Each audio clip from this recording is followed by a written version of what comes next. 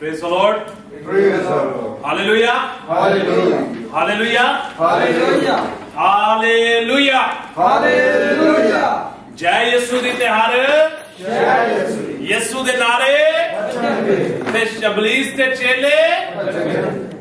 Praise the Lord. Hallelujah.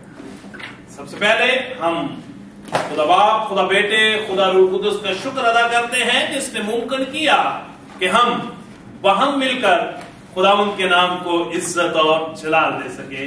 इसके लिए खुदा का हम शुक्र अदा करते हैं, जो हमारी जानों का लंगर है, जो हमारी रूहों की नुमाइंदगी करता है, जो हमारी रूहों को ताजगी बख्शता है, ताकि हम उसके अरफान में आगे बढ़ते जाएं, क्योंकि हम उसके चरागा की बेड़े हैं, हम उसके बेटे बेटियां हैं, हम उसके चुने हुए लोग हैं, हम उसके बदन का हिस्सा है। Hallelujah, praise the Lord, praise the Lord. सो आप सबको आज की इस मुकद्दस महफिल में खुशामदीद कहते हैं और खुदावंद यीशु अल मसीह में आप सबकी सलामती चाहते हैं। आमीन। आज का हमारा जो टॉपिक है, आज का हमारा जो थीम है, वो है अंगूर का हकीकी दरख्त।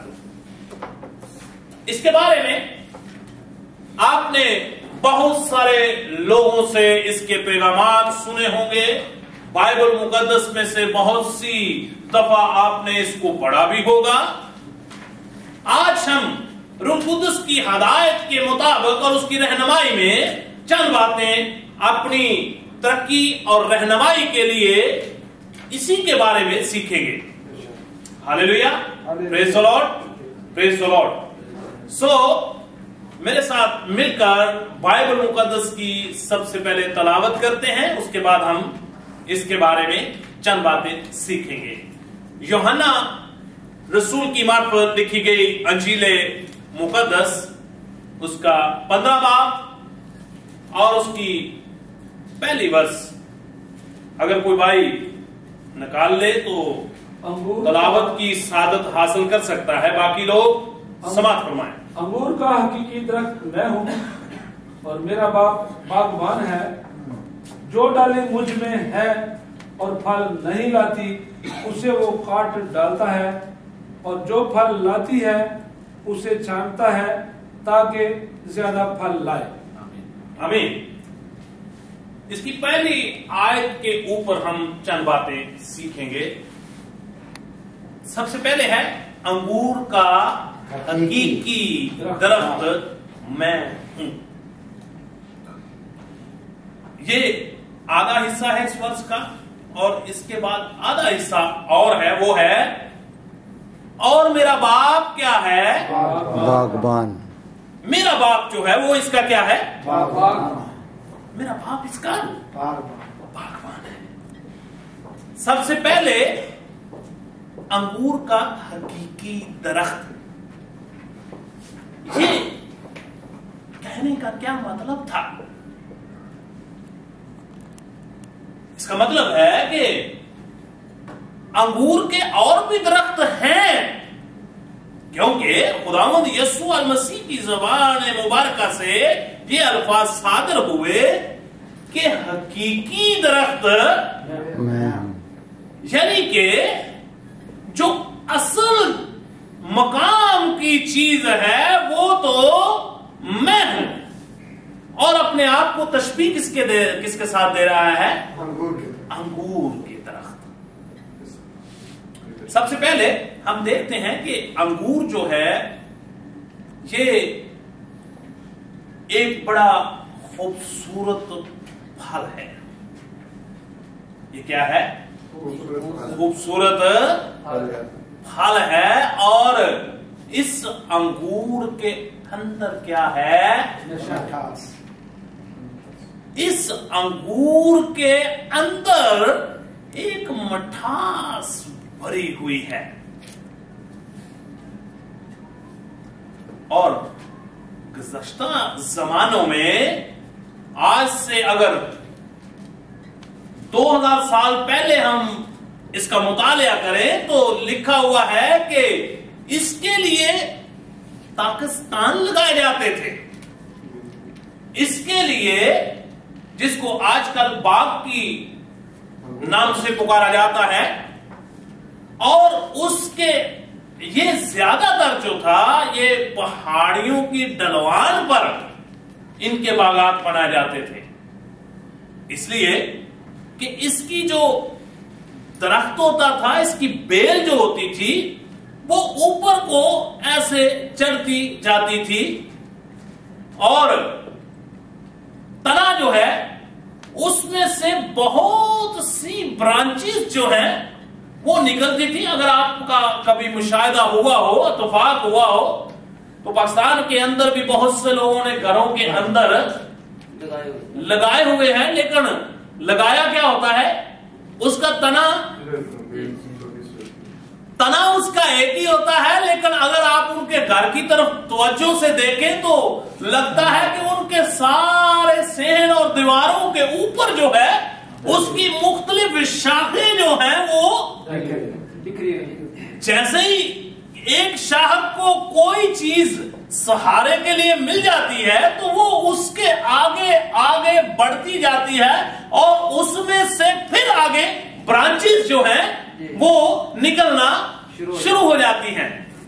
لیکن ان کا رابطہ جو ہے وہ کہاں سے ہوتا ہے؟ کس کے ساتھ رہتا ہے؟ تنے کے ساتھ. کس کے ساتھ؟ تنے کے ساتھ. اس کا رابطہ جو ہے وہ تنے کے ساتھ رہتا ہے. اور اگر کہیں سے کوئی ڈالی جو ہے کٹ جائے تو کیا ہوتا ہے؟ اسی وقت نہیں سوکھتی، اسی وقت نہیں سوکھتی. کچھ دنوں کے بعد آپ دیکھتے رہے کہ اس کا پتے جو ہیں مرجھا جاتے ہیں. پہلے مرجھانے کے بعد وہ پھر سوکھنا شروع ہو جاتے ہیں، اور سوکھنے کے بعد وہ پتے جو ہیں معمولی سی ہوا جب چلتی ہے تو وہ پتے اس ڈالی سے نیچے گر جاتے ہیں، اور جب نیچے گر جاتے ہیں تو پھر وہ کس کام کے ہیں وہ آگے چل کے ہم دیکھیں گے. سب سے پہلے انگور جو ہے یہ ایک پھل ہے، اور اس کی خاصیت کیا ہے کہ اس کے اندر کیا ہے؟ مٹھاس ہوتی ہے. مٹھاس ہے. اس کے اندر رس ہے. اس کے اندر کیا ہے؟ اگر اس انگور کو پکڑ کر نچوڑا جائے تو اس میں سے کیا نکلتا ہے؟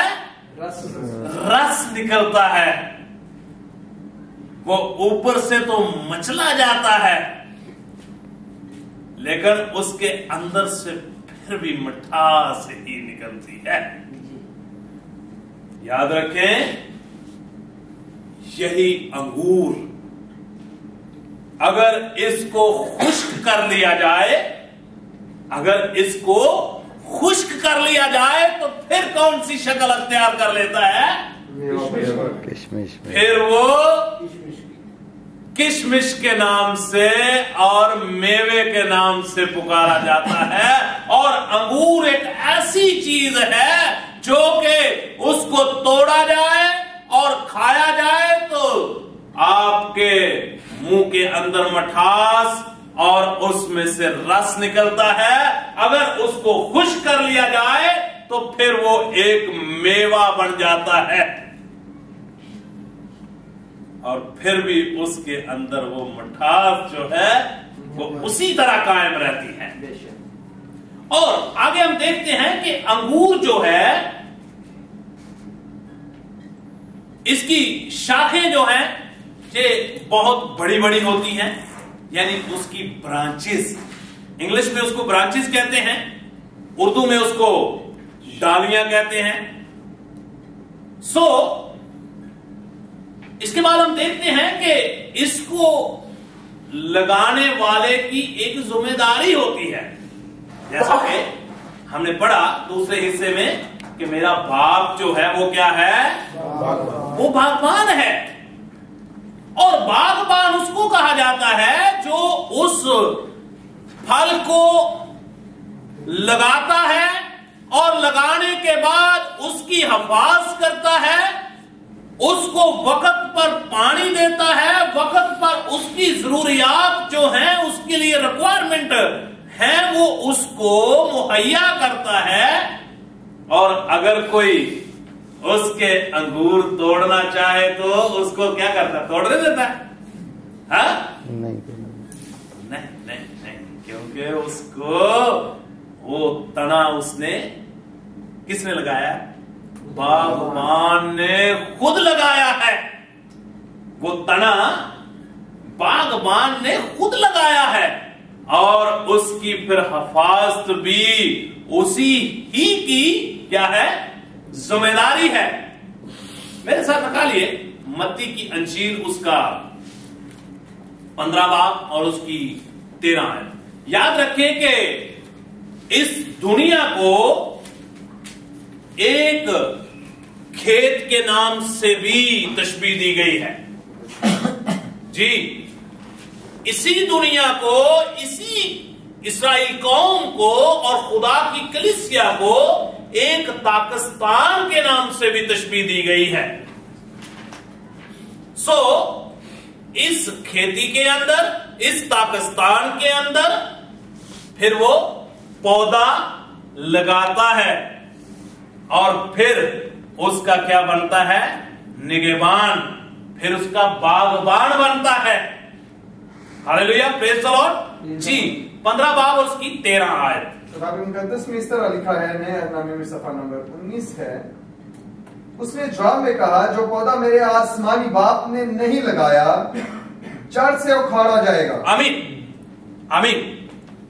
اگر آپ ٹی وی پہ اس پروگرام کو دیکھ رہے ہیں، اسٹڈی کو دیکھ رہے ہیں، تو اپنی بائبل اپنے ہاتھ میں رکھیں تاکہ آپ جب حوالہ جات بولے جائیں تو آپ اس کو تلاوت کریں، اس کے وسیلہ سے خدا آپ کو برکت دے گا۔